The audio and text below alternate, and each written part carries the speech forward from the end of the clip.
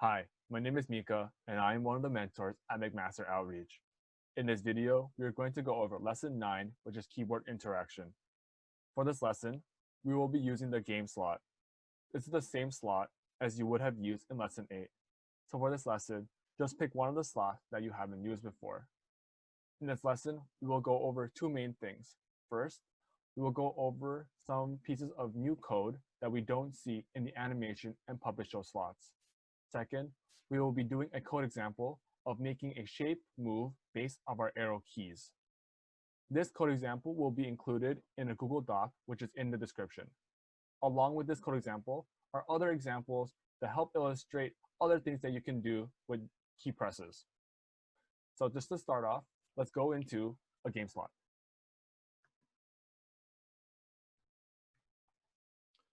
All right, so once you get into a game slot that you haven't used before, you should see something similar to this on the boilerplate. And if you press compile, you should see something like this as well. And so this code here is in the game slot by default. Almost every game slot will have this if you haven't used it before. There might be some differences, but for the most part, you should see this.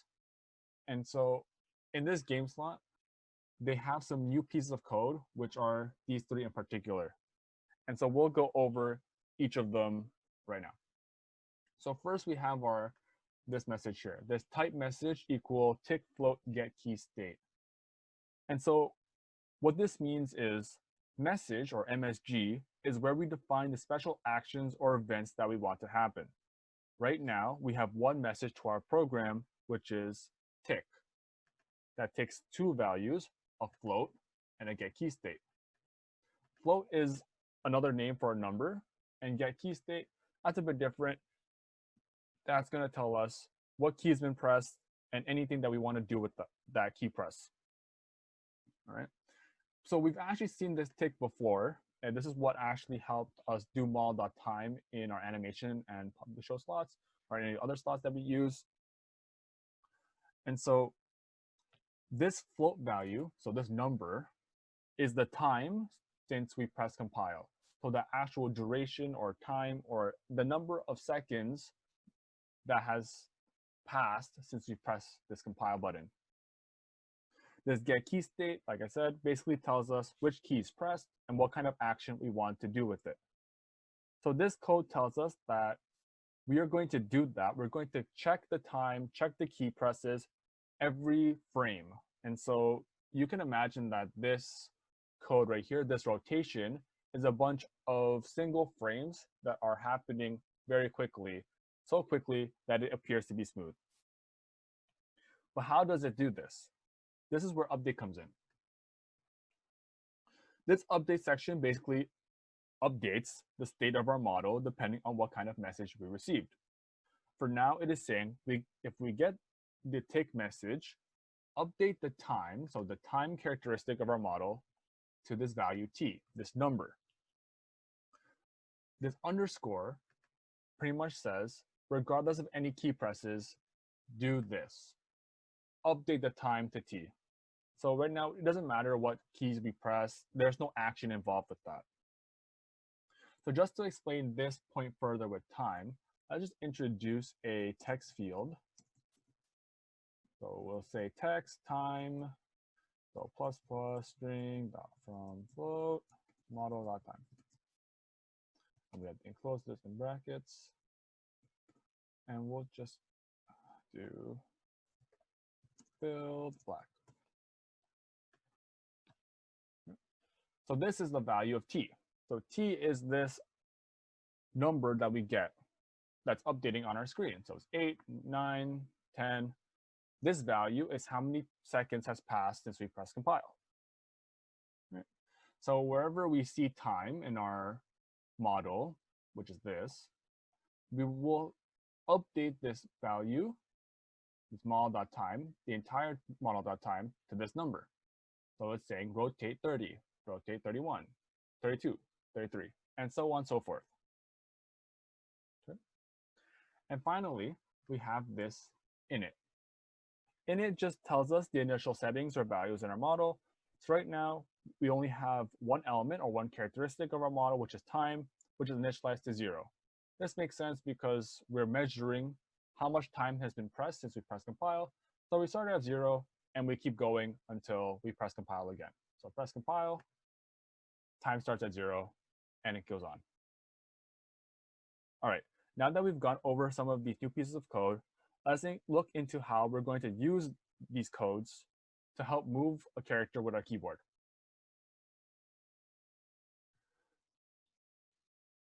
All right, so I've just gotten into another game slot with some code that I have pre-prepared. And so by the end of this example, we will have made this blue square move with our arrow keys. But first, let's look at how we usually have used this move command to move the square. So let's say if we wanted to move this square to the right, we would do something like this. So like move 50, 0. And so our square started in the center, and now it's gone 50, 0. And so if we try going to the left, we might say, let's do minus 50, 0. So from over here, it's gone to the left.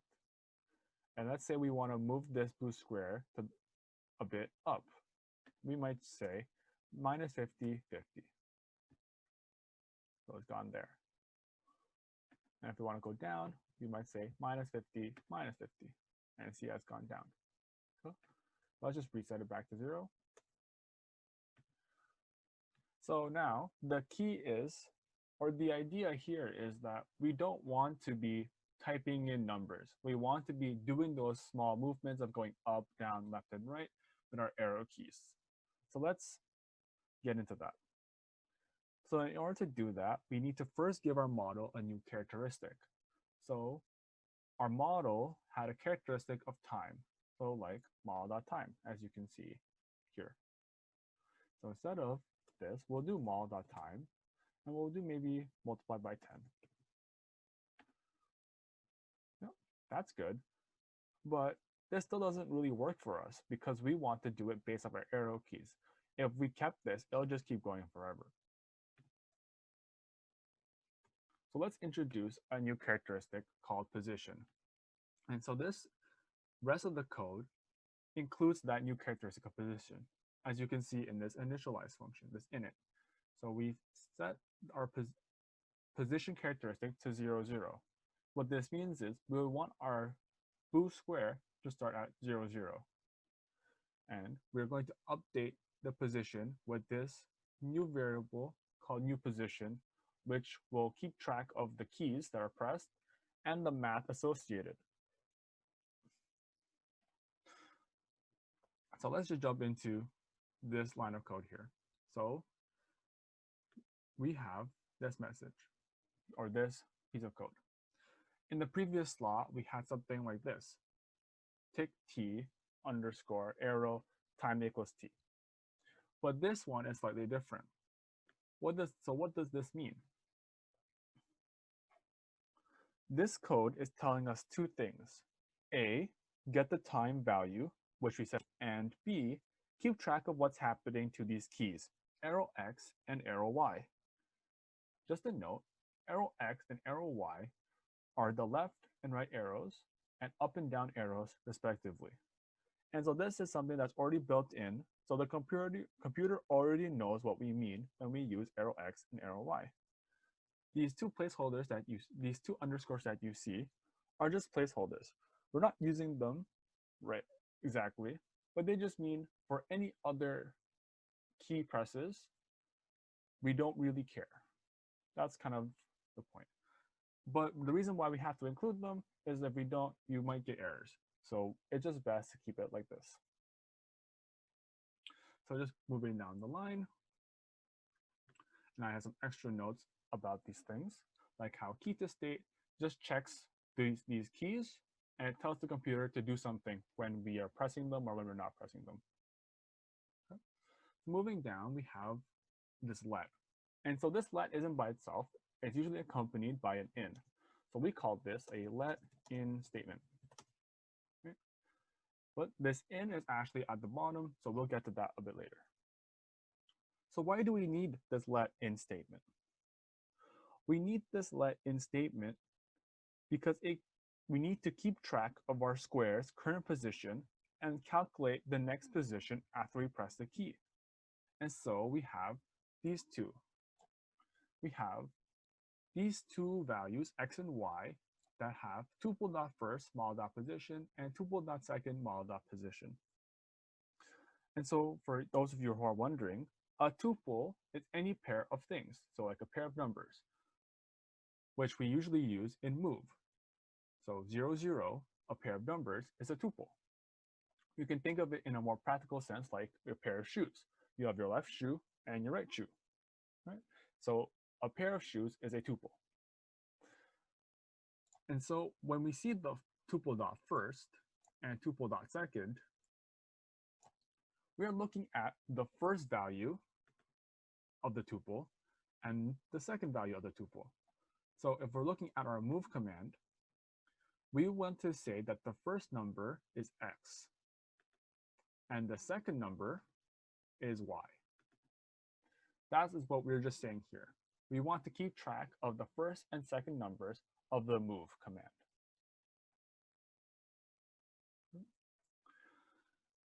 And the reason why I have this model.position is because you can see here that we've given our model a new characteristic called position. And so this is just keeping track of that characteristic. All right? And so in Elm, if we're updating a characteristic through some action, we should write a new placeholder to keep track of the new value. So in this case, since we're updating position, we'll use a new placeholder or a new variable called newposition. And so what is this piece of code here?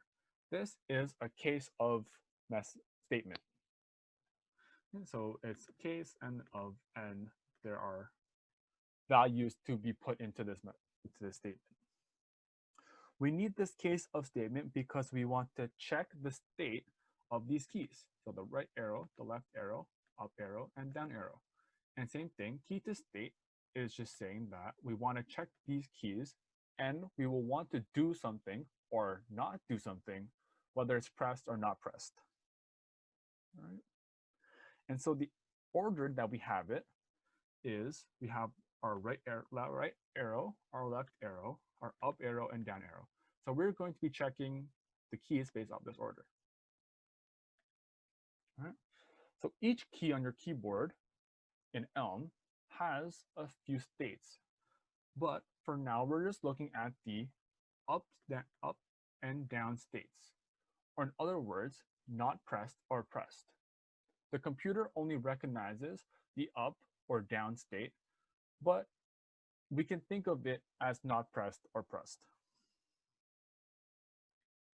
So let's look at our first example here, which is the right arrow. So let's just say right arrow only.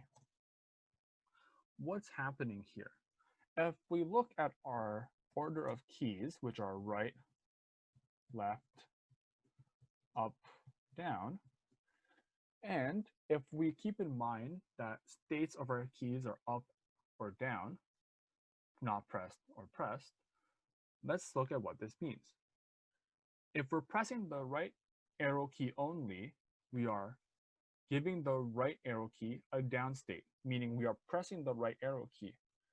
If we're only pressing the right arrow key, all the other keys should be unpressed. So we will give them an up state.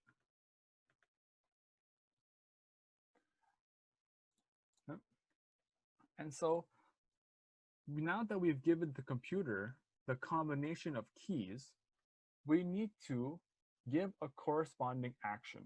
We need to get a corresponding change to the position of our square. So the position of our square is x and y right now. But we need to change this to make sure that if we're pressing the right arrow key, our square will indeed move to the right. And so if we think of our screen on the right as a grid, let me just get an annotation going. We think of our right as a grid, right? And if we say that this is our y-axis, so it's the up and down, and we think of this as our x-axis, left and right, we can see that if this right here, if the middle or the center is 0 for x and 0 for y, and if, let's say, the edge is 100, 100, negative 100, and negative 100, if we're going to the right, we're going from 0 to 100, which means there's an increase. If we're going to the left, we're going from a big number, 0, to a small number, negative. So there's a decrease. If we're going from 0 to 100, there's an increase in the up and down value. And same thing, in the opposite way, there'll be a decrease. All right, so if we're moving to the right, we have to increase our x value. So we'll just say x plus 10. And if we're moving to the left, we'll have to do the opposite, so minus 10. And so let's just take a look at what this is right now. If we look at our order, we're saying that the right arrow key has an up state, so it's not pressed. Our left arrow key is down because we are going to be pressing the left key. And both up and down arrows are not pressed, and so we give them the up state. And so the next keys, so the next lines of code, so the up and the down, follow the same pattern. If we're only pressing the up key, we have to give our left, right, and down keys an up state. So just to repeat that again. Our right arrow key is not pressed, therefore we give it an up state. Our left arrow key is also not pressed, so we give it an up state. Our down arrow key is not pressed, so we give it an up state. Our up arrow key is pressed, so we give it the down state. And so just like this diagram, if we're pressing the up arrow key, we want an increase in our y value. So we're just going to increase this, the y, by 10. Same thing goes for the down. If we're going down, we're decreasing our y value. So we give it minus 10. All right? And I'll just copy this out, and we'll save that for later. So this is covering all of the 4 major directions. But what's this? This line of code is saying, if we're not pressing any arrow keys, what is the position of our square? So the position of our square is x, y. This is just telling us where was the square last position, or what is the square's last position. And so if we're not pressing arrow keys, we will keep it at where it last was. So it's not jumping around, it's not going to be moving, it's just going to stay where we left it. All right, so this is for when we're not pressing anything, keep it at its last position. And so in our in, which is part of the let statement, the in statement just tells us, or this bracketed section just tells us what are our current values of our characteristics. What is the current value of time? What is the current value of position? T is just an increasing number, so it's always going to be changing like we did in the previous game slot. But position will change based off if we are pressing a key or not. So this in is required because we had to do this new position, because we had to change it based off the arrow keys. And so just for general notation, we keep it in this way. Okay?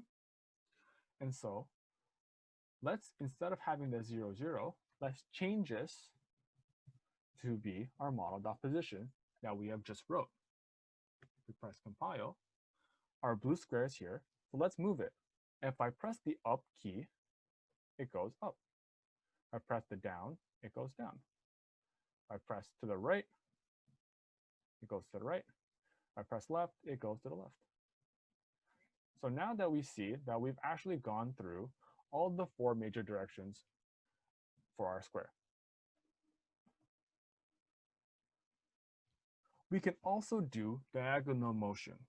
And so let's try going to the right and up. So this direction, this top right diagonal. Okay? So if we follow the format of our keys, which is right, left, up, down, what are the states that we're going to have? If we're pressing right and up, the right key will be down. The left key will be up. The up key will be down. And the down key will be up. And just remember that when we have these down and ups, on the left side of this arrow, we're looking at the state of the keys, not the actual keys names themselves. And we're on the right side, this is the matching pattern. So this is called pattern matching. So we're matching the combination of keys to the appropriate motion. And so when we press the right arrow key, we increased X. So let's just copy that. And when we press the up arrow key, we increased Y. Let's copy that as well. So if we press compile, we can do left, we can do up, we can go down, we can go right, and if I press top, up and right at the same time, we go diagonal to the right.